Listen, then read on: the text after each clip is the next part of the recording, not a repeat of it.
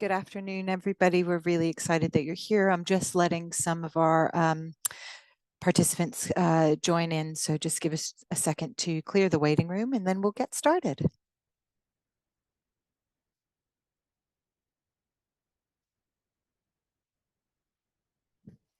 Great. It looks like everybody who was waiting is here now. My name is Andrea Townsend, and I am the Global Opportunities Officer here at the University of Exeter. We are very excited to have you here for our pre-arrival webinar, and we are looking forward to welcoming you students to the university in January. We'd like to also welcome any coordinators who have joined us and our guest speakers.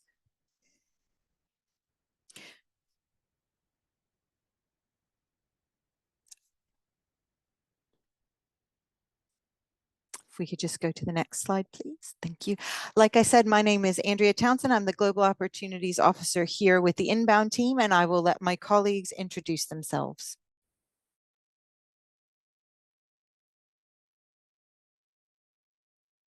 Hi, I'm Ariana Sophia. I'm the Global Opportunities Manager for the Inbound team. My name is Bella Quellinap, and I'm Global Opportunities Support Officer, and looking forward to seeing you all in January. Hi, everybody. I'm Kat Bakewell, and I'm also a Global Opportunities Support Officer, and really looking forward to seeing you.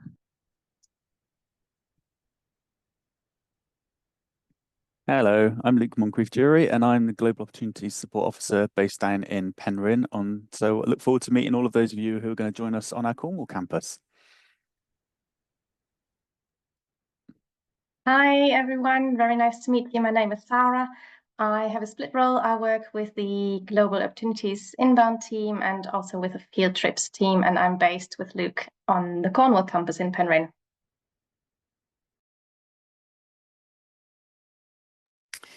So what you'll see here is a QR code for our Padlet Q&A at the end. What we ask you to do is everybody go into Padlet, put all your questions there. We will have plenty of time for a Q&A at the end. And please don't put any questions in the chat. We'll be using Padlet for that.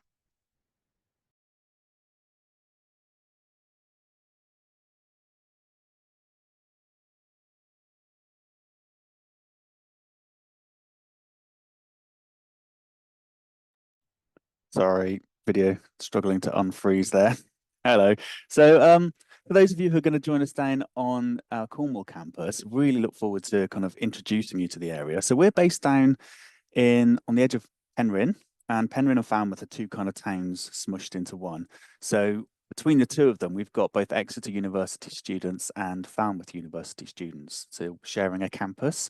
And what that means is in quite a small town, you've got quite a large student population, which means it's got a really nice sort of student town kind of an atmosphere. Because of that, there's a huge amount of life in the area. We are right on the coast, so you've got loads of seafront bars and cafes and shops and things to make the most of, as well as 3 beautiful beaches in Falmouth itself and just hundreds of miles of gorgeous coastline. And when you come down here, we'll give you some real good tips on places to come and actually see and make the most of whilst you're here. But we're sure you can have a great time down in Cornwall, so good choice.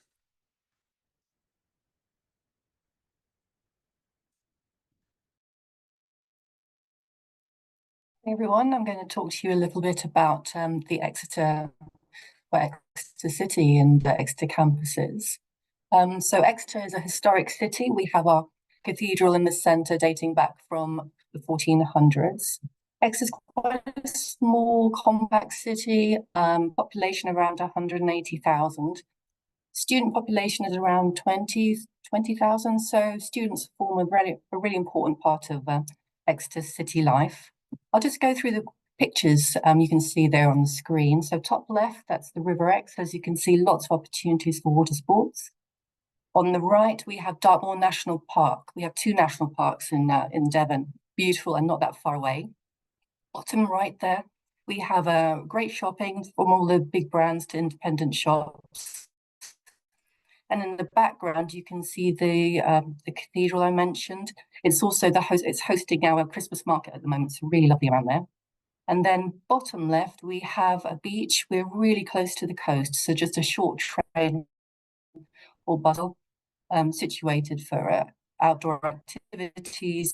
Yeah, lots to do, lots going really well situated from traveling bus and Bristol and Exeter Airport if you want to do a bit of traveling, which I'm sure you will, just close by. So really good for getting across to mainland Europe.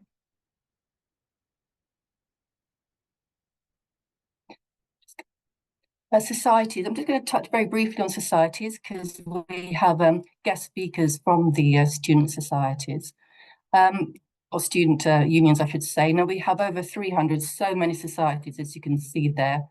They're a really great way of meeting other students, especially UK students.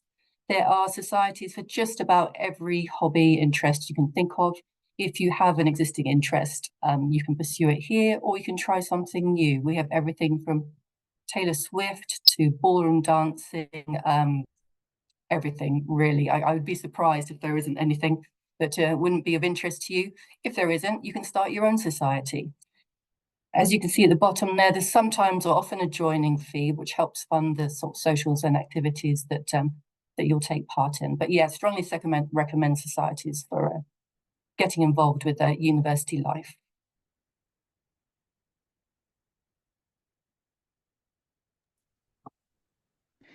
We'd like to welcome Fina Day to talk to us a little bit about the Students' Union. Hi guys, thank you for giving me time today. I'm Fina, I use they, them pronouns, and I'm one of the school officers down on our Cornwall campus at the Students' Union. So your Students' Union is kind of where you're going to access all your fun events and societies, but we're also here to give you advice. So as a Students' Union, we represent you and your views, we run events, but we also have an advice service. So if you have any sort of questions surrounding living in the UK, finances, housing, pretty much anything, you can come drop in and our advice team has appointments for you. I believe that QR code will bring you somewhere on our SU page, which has multitudes of information for you. But basically, anything that you need, you can pop into the Students' Union on Penryn campus and ask us. We're in Monday through Friday, 10 a.m. to 4 a.m. So really looking forward to seeing you down in Cornwall. So sports clubs and societies, that is kind of one of the main things us as a Students' Union offer. We have everything from football to Cornish gig rowing to beekeeping to horseback riding, rugby. We have everything that you could pretty much want, as was said before. As an exchange student, since you're only here for one term, I'd make sure that you reach out to the societies or the SU to ask about discounted memberships before you come and join, because the majority of them will charge a lot more for the full year. But if you explain that you're only here for one term, you'll be able to get a discounted rate, which is really great for you. Yeah, we look forward to seeing you. Thank you so much, Fina. We really appreciate that. Next, we'd like to invite Thomas Tran to talk to us about your Exeter Students Guild. Oh, hello. I'm trying to turn on my video. It's not quite working. Let me see. Oh, here we go. Hello. I think Athena explained what student unions and are, but we're basically the Students' Union, but we call ourselves the Students' Guild up in Exeter on Streatham and St. Luke's campus. Next slide, please. So the Exeter Students' Guild, we're independent from the university and we're led by students. For students, we offer services and help you with campaigns to make your experience better and to help you love Exeter. Fina touched on societies, and but yeah, we have lots of societies. There are student-run groups that you can join. We have ones for cultural groups, creative interests, and more. I think it was mentioned earlier that often they have membership fees, but we have a fund that you can apply for if you need financial help with joining societies. With events, we run lots of different events, and they're always beginner friendly. So it could be crafts, it could be field trips, but please, yeah, you can see those events on our website or on our Instagram at Exeter Guild. We have music opportunities as well. You can buy a music membership, which will give you access to practice rooms with pianos and I believe instrument hire, and we also have a professional recording studio that you can use. And we also can connect you with professional music lessons if you'd like. At Exeter, we also have an advice service similar to Cornwall's for free confidential advice that's around housing, finances, and anything really, if you need help trying to find support. For campaigns, we have a team that is ready to help you with any projects or campaign ideas. And yeah, we're really willing to help you, give you the resources to make things happen. Some previous projects and campaigns include an open mic event, the Gender Expression Fund. That's a fund to help non-binary and trans folks with gender-affirming items, and the £2 meal campaign, which was a campaign led by students to get more affordable meals on campus. Next slide, please. Yes, this is just taken from our advice page, but this is the type of support that you can expect to find through us. So that's studies, finances, housing, and more. Next slide. And this is the officer team. I'm included here. We're just your elected student reps. So the student body every year elects us to represent your interests in certain areas to the university. So that's like education, society's employability, communities, and living, and then the guild president. Next slide, please. So yeah, these are our 2 physical locations, but feel free to reach out to us digitally as well. So we're in Devonshire House on Streatham campus. That's sort of connected to the forum, and there's accessible routes to get there. And then we're also at the G48 building on St. Luke's campus. And yeah, I think that's all from me, but please feel free to reach out if you have any more questions. You can follow us with the Exeter Guild account, or you can follow the officers at Guild Officers. But yeah, any questions, please feel free to send my way. Thank you. Thanks, Thomas. We really appreciate that. I'm going to keep my camera off because my internet is not too stable at the moment, the joys of working from home. So hopefully you can hear me clearly. The arrivals checklist. So these are a few important tasks to complete at the start of the semester. Document clearance. This takes place with our immigration compliance team, and they basically just check your passport, just make sure that you're legally permitted to study in the UK. So I think most of you will be entering the UK as visitors, in which case you just need to take with them some evidence of when you entered the country. So it could be your boarding pass or your ticket, but it's pretty straightforward, and you'll receive more information about it later on, closer to the time. You will be able to book appointments. They have an appointment booking system, so it's all nice and easy. And you have to do this before you can register as an Exeter student. So important to do it within the first few days. Register online. As I say, it's all online, very straightforward. You can then collect your university card. Activating IT accounts. I think you should have been able to do this already. I know there are a few issues with some of you, so we're looking into those, don't worry. Register for a health centre. When entering the UK as a visitor, you're entitled to emergency treatment. Any ongoing treatment you might have to pay for. So really important to come with insurance, strongly recommend that. But also register with a health centre. There is a health centre on the campuses, but there will also be local doctors' surgeries. If you're in private accommodation, there should be one near you you can register with.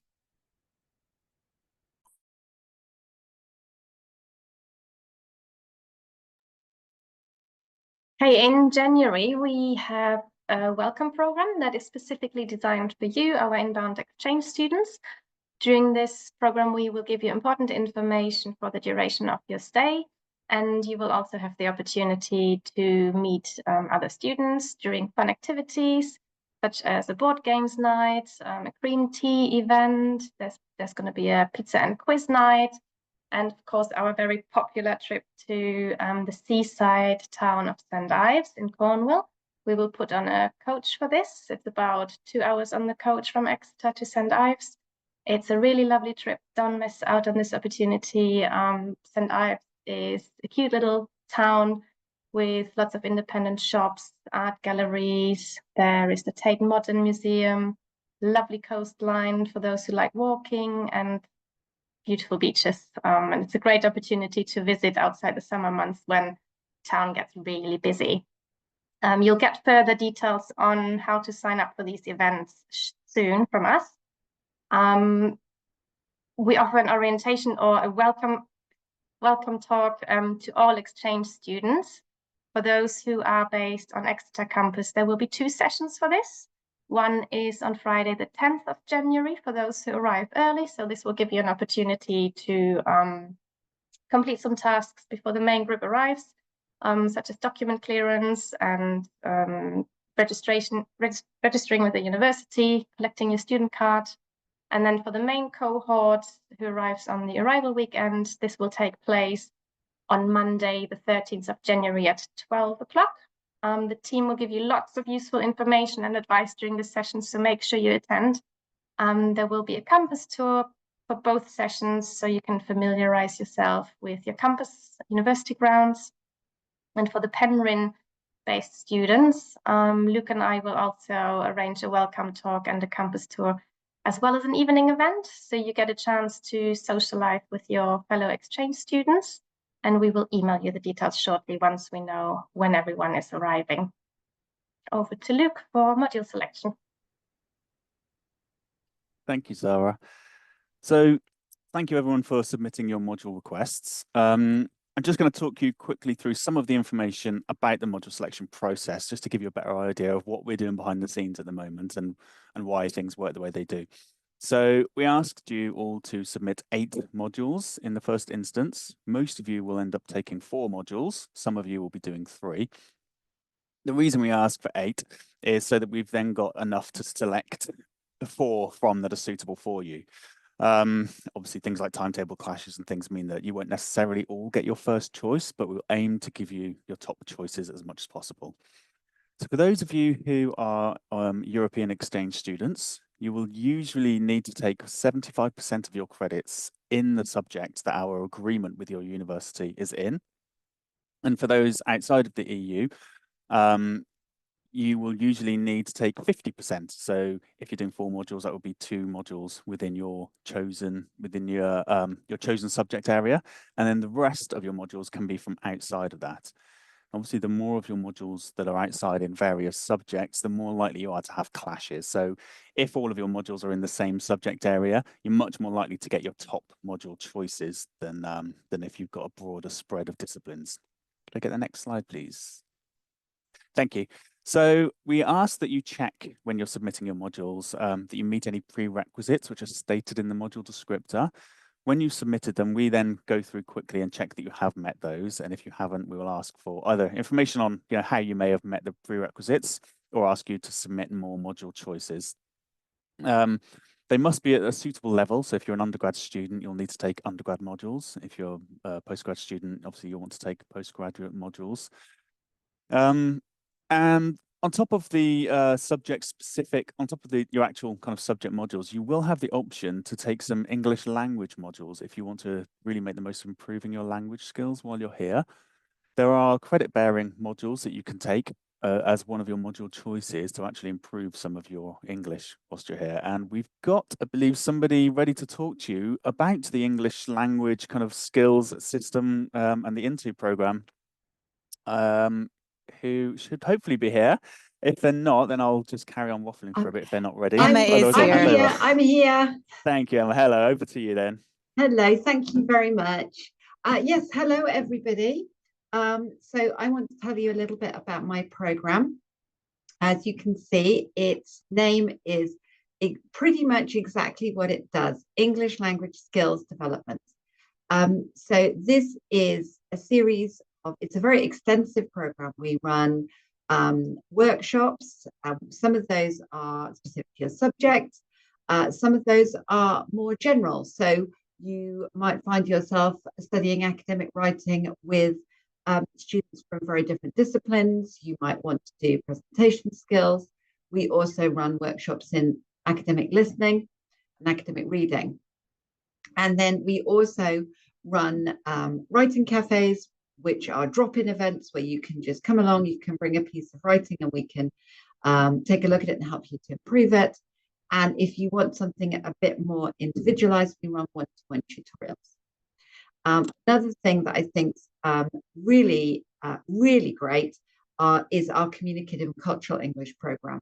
So when you come here, especially in the middle of the year, and you come perhaps just for one semester, you really want to adapt, to experience a bit of life in the UK, and this program can really help you to integrate better, to find out a little bit more about British culture, and to make the most of your time here. A couple of other points on this slide are that in addition to face-to-face classes, we also have digital resources. I'm going to talk a little bit more as well about our credit-rated modules in a moment, but those will actually form part of your program. And the other really important thing about it is it's free. So this is a university-funded program. The university pay for my team and I to deliver this program to students, and you don't have to pay anything extra. You can get participation certificates, but most importantly, you're going to feel more confident. You're going to hopefully make some friends, and also we really hope to do better in your studies. So it'd be great if I could move to the next slide. So I promised you, thank you very much. I promised you a little bit more about our credit-rated modules. So these are modules that would form part of your study plan, part of the credits that you take whilst you're in Exeter. They are all 15 credit modules, which, as you can see on the slide, that's equivalent to 7.5 ECTs. And they are at RQF5, which is, for us, it's a second year module, an Exeter second year module. These are both, as you can see, there's 4 modules there. So 2 of them are really very much academic language, academic English modules. And the other 2 are slightly different. So ELC 2730 is professional English. So it's still an English class. It hopes to improve your English, but specifically for the workplace. Whereas World English is more of a module about English. Couple of other points before I dig a bit more into what these modules do is they are, because they're language classes, you do have to be able to attend them, and they're a little bit heavy. So they're usually 4 hours a week of seminars.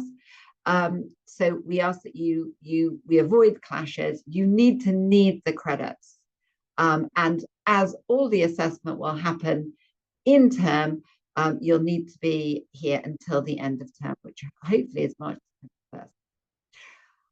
Okay, so listening and speaking and reading and writing here. Then the first of those, you're going to learn how to present. You're also going to learn how to participate actively and confidently in seminars. And of course, you're also going to learn how to listen. So listening to lectures, but also listening in group work activities as well. And so it's part and parcel of the seminars. And in the reading and writing, you will learn skills for academic reading, but also you'll be assessed on critical responses to what you read as well. And you will learn how to make use of sources in your writing. So you'll learn skills for summary and paraphrase, you'll learn skills for synthesis, and you'll be assessed on a coursework assignment as well as some exam writing too. There's a heavy emphasis in both these modules on reflection, criticality, so critical reflection on your learning as well. So these modules are a great choice for many reasons, but 2 reasons I really want to stress. They're small group. They tend to be small group modules, which means there's plenty of opportunities for feedback, and feedback, of course, is really useful for developing. And that feedback will come from your peers, but it'll also come from your teacher. And in that way, they're going to help you develop skills that not only you can then evidence your English language development for future study and for future employment, but also they're hopefully going to be useful for the other modules you do here. So there's skills that you can then apply to assignments on other modules. Okay, thank you very much. And so professional English and World English is slightly different. Professional English, again, developing your English, again, small group, you are going to be building confidence, building skills for that sort of seminar group work. You will again get loads of feedback, but it's also got much more of a workplace and cultural communication flavor. And again, is an opportunity to really sort of be able to enhance your skills for future employability. So that's professional Englishes. Now, World Englishes, I'm very excited about this module because I think it offers something just a little bit different.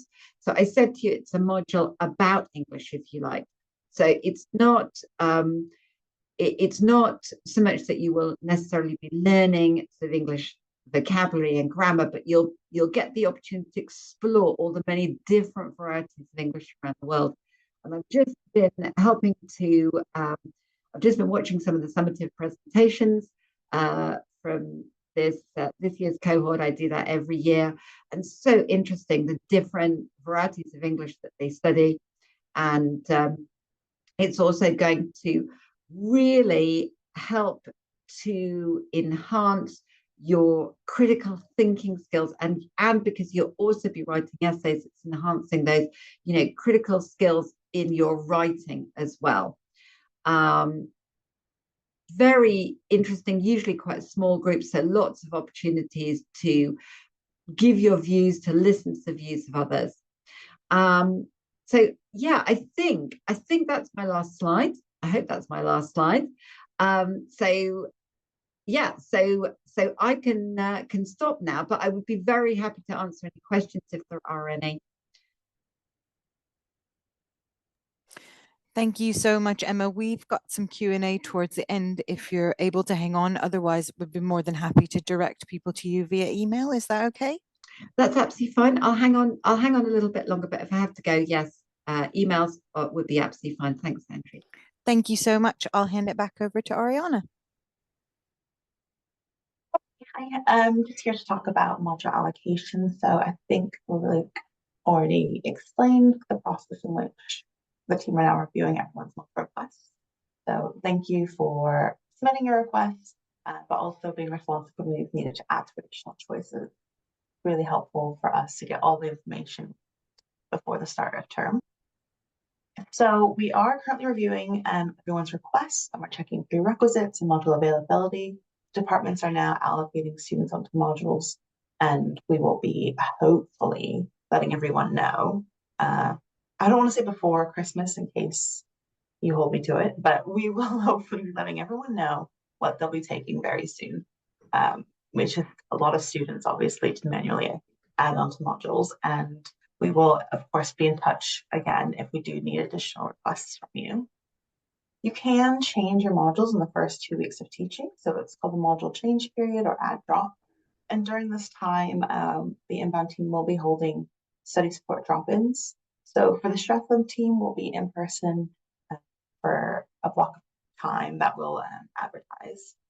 And in a room that you can come and speak to us, we can give you advice on module availability, go through prereq checks with you, try and find alternatives if you find you no longer want to take the classes that you're currently enrolled in. And the Penryn team, Luke and Sarah, they'll be available on campus during the first week and always contactable by email and online bookings. Just a little bit about sustainability. So you can go to the next slide. We have had students take the train to Exeter and Penryn. Granted, not necessarily possible for those coming from kind of our Asian campuses or North American partners, but we always try and think about ways in which we can try and be more sustainable when we travel. So just because you have to fly to the UK doesn't necessarily mean you have to, that you're no longer going to be sustainable. There are other ways in which you can be thinking eco-conscious. So thinking about how you're going to travel around the UK, getting trains, buses, cycling, walking. I believe we've both talked about weaving. Luke and Bella talked about our campuses being quite small, so they are very walkable. Many students will get bikes. Down in Cornwall, you can get barrel bikes. So those are e-bikes that you can rent. In Exeter, there are a lot of ways in which you can purchase a secondhand bike. And we have bike safety checks that happen typically once a month with Dr. Bike. And we'll do a safety check to make sure that everything's running smoothly and you're looking after yourself. We do always encourage that you buy local. There's lots of independent shops for produce, but also kind of day-to-day living. So please just think about that. And we have swap shops and reuse shops. So these are both on the Penryn and Stratford campus, in which students have donated items when they've left, and so you'll be able to go pick up things. Obviously, there's no guarantee of what you will find. There'll be a selection of crockery and small appliances, maybe linen, bed linen, that sort of thing.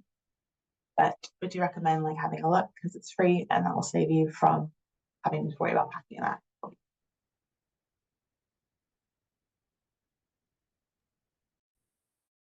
Hi everyone. The environment, sustainability, diversity, all really important to us, to Exeter University. And we offer scholarships within the following categories, as you can see there. Full details are on our website, so I encourage you to have a look at our scholarships page. It's within, just looking at it now, it's within the apply section. There'll be lots of information there on what we're looking for. We'll ask you to submit an application. There are various eligibility criteria and guidance on applying. We ask for, I'm just having a little look at environment responsibility. So we'd ask for a 500-word essay asking you how you would propose to run an environmentally responsibility project, for example. We met with a couple of students yesterday who were awarded scholarships. And we asked students at the end of their stay to do a presentation or write a report. And the two presentations yesterday from the students were really interesting. One student at the Penryn campus has set up the recycle reuse scheme, whereby semester one exchange students will leave things for semester two exchange students might be able to use. Another student, she has her own blog. She's really reached out to the local community, and she has her own radio program on the Exeter University radio channel. So a really good opportunity to get involved. If you're particularly passionate about these themes, we'd encourage you to apply. We will email you all full details, so don't worry about remembering all of this. As I say, general details on the website about requirements and applications for the three themes, but all that information will be emailed to you. And yeah, we hope you apply. Okay, I will run you quickly through some important dates. We've had a few questions about our term dates already, so just to make you aware, all the teaching takes place between the 13th of January and the 28th of March. After that, class is finished and you will have a long, nice study break in April. Lots of students use that for a little bit of traveling, but make sure you leave a little bit of time for revision, as you will have your exam and assessment period from the end of April to the end of May. And then the official end of the academic year is Friday, the 13th of June. Just a note, our university closes for Christmas, so we will not be responding to emails between the 25th of December and the 1st of January.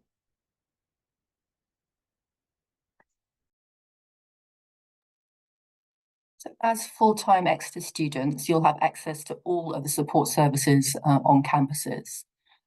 Just highlight a couple on there. So Student Information Desk and the Compass, the PIP on the Penryn campus, they're basically the one-stop shops for any questions you might have. So for example, about paying fees, about accommodation, about registration.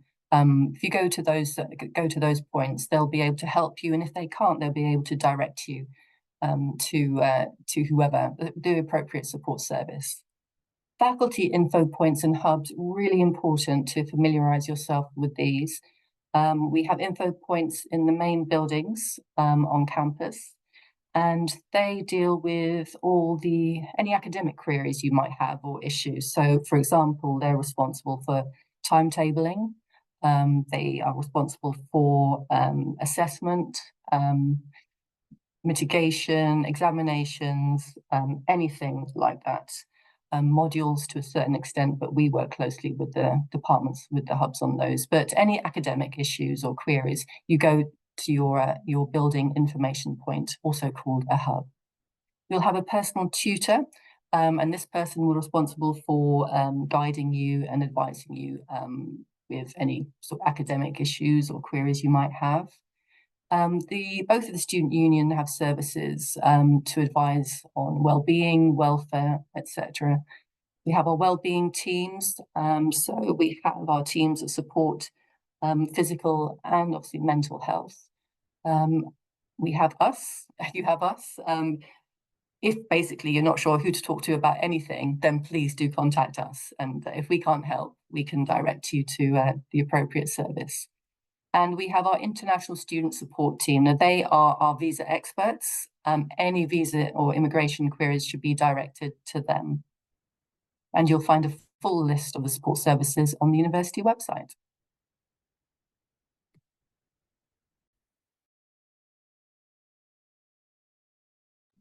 We've been getting in questions from students on our Padlet. I will open the floor to the team to help answer them. If anyone does want to keep submitting questions, please do. So I've popped the link in the chat, or you can use the QR code to access it. So the first question is about modules. When and where would we receive the course timetable for each module? Does the team know the answer to this? I can jump in on that one. You will be able to access your timetable through the My Timetable section of our website, and we are happy to walk that through with you at one of our module support drop-ins. This is something that you'll find once you are registered, and when you will receive module information from ourselves. As Ariana was alluding to, we are in the middle of allocating those now, and we aim to reach out to you before Christmas with those choices and that information. And then through, I believe through Ellie too, you'll be able to access your timetable. Well, there's also a function which you can look up module timetables that you aren't enrolled on. So if you're thinking about changing your modules and you want to see if there's any timetable classes, you'll be able to do so on the My Timetable section of your app. We do just remind students to make sure that it is clear on the timetable, but sometimes people do get confused that there's a difference between being enrolled on a module and just having access to the timetable. Doesn't necessarily mean you've been enrolled on it, but you will be able to see the time and when the classes will be running. Next question is about train station for accommodation. So someone's asking about whether it's safe to walk from St. James Park Station to James Owen Court during the day and night, or would Central Station be preferred? So Exeter is a small walkable city with, think about 5 train stations. I used to take the train to work before I realized it was actually a 20-minute walk from my house, because I thought, oh, there must be a train station, therefore it's too far away. It is very much safe to walk from St. James Park to James Owen Court. It is the closest train station. But you may find that if you're arriving from an airport and you have luggage, you may want to get a cab or a taxi maybe, or the bus, which will run past James Owen Court. Otherwise, I would recommend getting off at St. James Park Station because it is the closest one to James Owen Court. Just bear in mind that is a steep ramp to get on and off the platform. There are a number of questions about accommodation. So majority of them are about materials and necessities like can students pre-order linen, pillows, etc. Can they have it delivered before they get there? Will it be included in their room? Anyone from the team want to take it?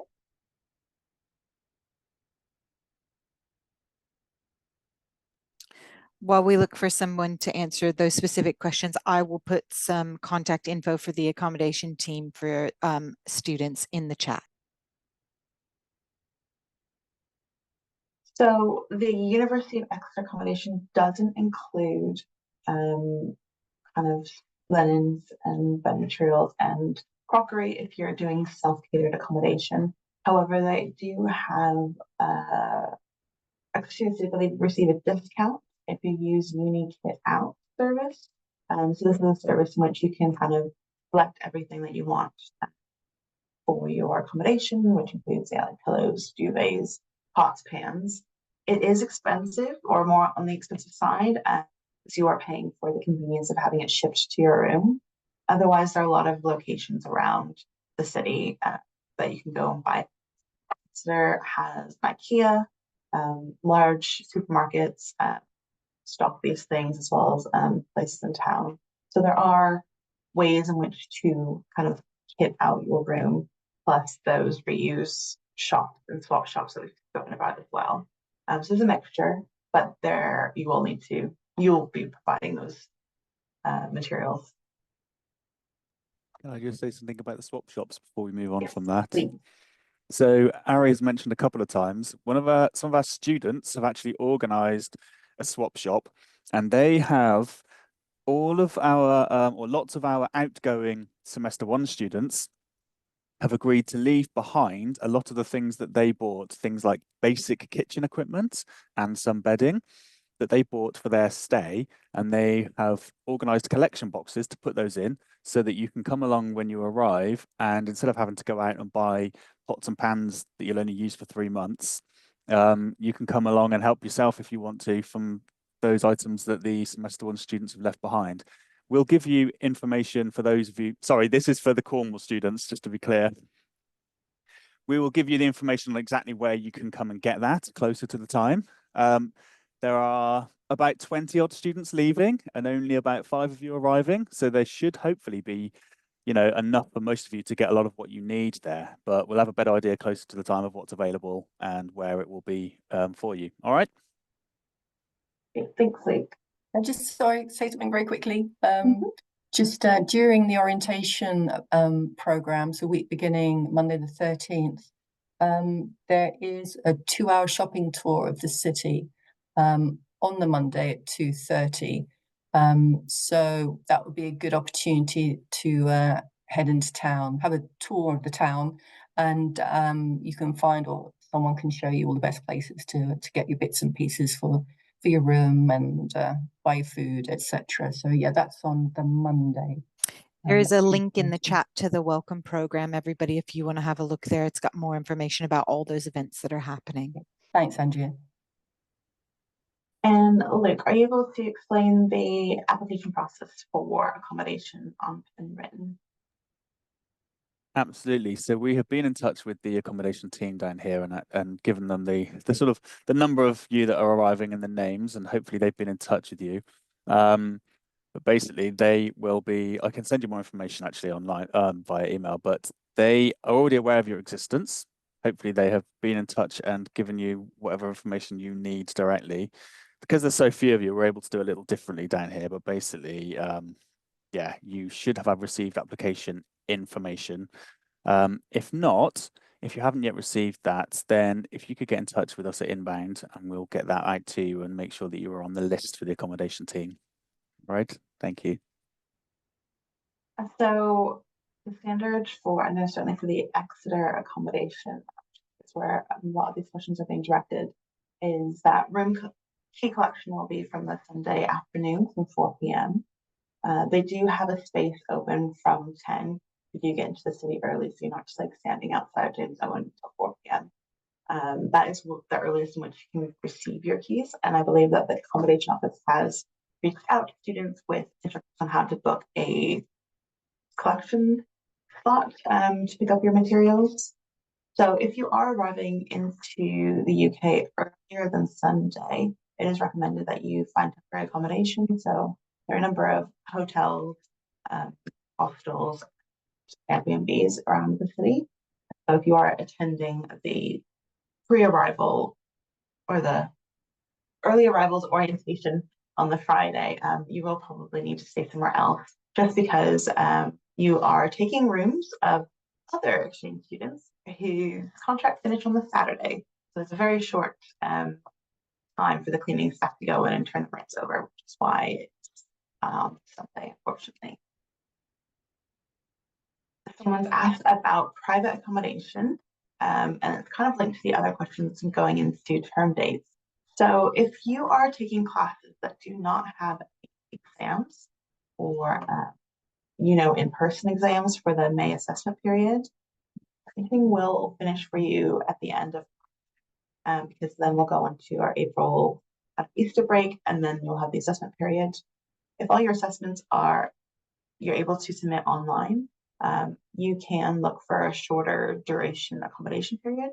So our University of Exeter accommodation contracts will last until the end of the academic year, which is mid-June.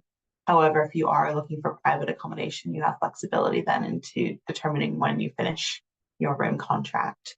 I would recommend that you are absolutely certain that you are only enrolled in modules that do not have any in-person exams before you sign any paperwork. Otherwise, you could be faced with either having to find that temporary accommodation again in the May period, which could work out cheaper. I don't know. I'll let you decide. I just Monday, say, yeah. sorry, Ari, can I just jump in there? It's just to say that alternative assessment is not an option for semester 2 and full year students.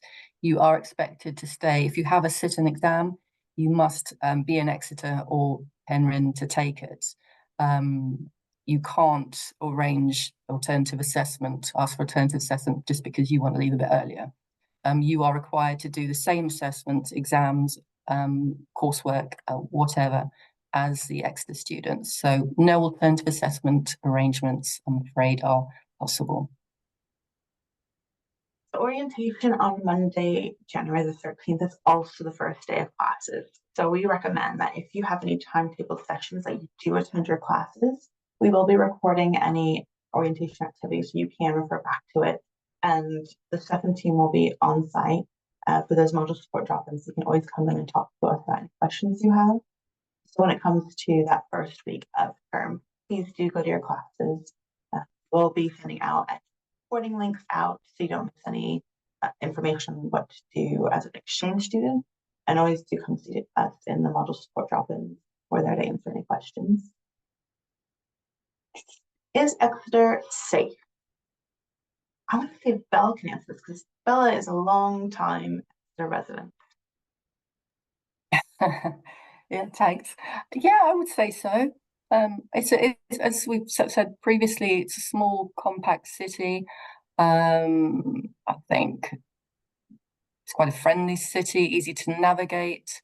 I mean, obviously be sensible, don't wander around the middle of the night down dark unlit alleys. Make sure that you keep safe, that you just don't let down your guard. I think sometimes when we go to a different place, we just kind of relax a little bit. I don't know if that's quite the right word. We don't sort of think about possible. Sometimes common sense goes out the window, let's say that. But yeah, just be safe. If you're going out with friends, then make sure you come back with friends. Just keep an eye on each other. But yeah, Exeter is a safe city. I think so, unless anyone else hopefully agrees with me. I think that is the situation. Exeter's actually been deemed the 5th safest city in the UK. In a recent poll that I found online. We have night buses that run on the key kind of student going out nights, and there's a council initiative called, I think, like Safe Space or something. So they operate out of one of the churches in the city center. So on the key student nights out, they provide basically a warm place to wait, a warm, well-lit place to wait for any taxis. They offer flip-flops in case people lose their shoes, which happens quite often. Places to charge mobile phones, bottled water, receive light first aid if necessary. So we always try and make sure that there are places that are safe for students to seek refuge if they need to. On Exeter campus as well, there are pathways that you may remember this conversation in a month's time when you're finally on campus, but some of our walkways have green-orange circles and green-orange. They have big green circles painted on them. And these are our green safe walking ways. So these are ways that are covered by CCTV and are well lit as well. And let's have a look.